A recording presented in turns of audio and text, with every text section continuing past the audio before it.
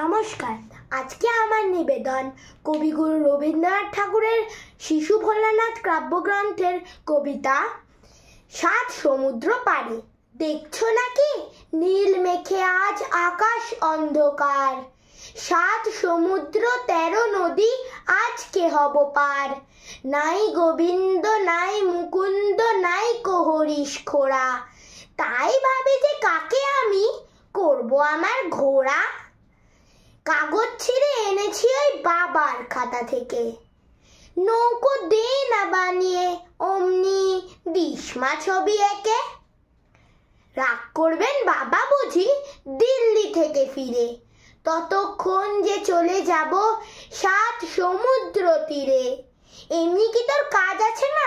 কাজ তো রোজই থাকে। এক্ষণে কি বাবার চিঠি দিতেই হবে ডাকে? নাই বা চিঠি ডাকে দিলে আমার কথা রাখো, আজকে না হয় বাবার চিঠি মাসি লিখুক না কো। আমার এই যে দরকারি কাজ বুঝতে পারো নাকি?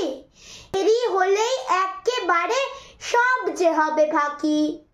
মেঘ কেটে যেই রোদ উঠবে, বৃষ্টি বন্ধ হলে সাত সমুদ্র 13 নদী কোথায় যাবে চলে। নমস্কার।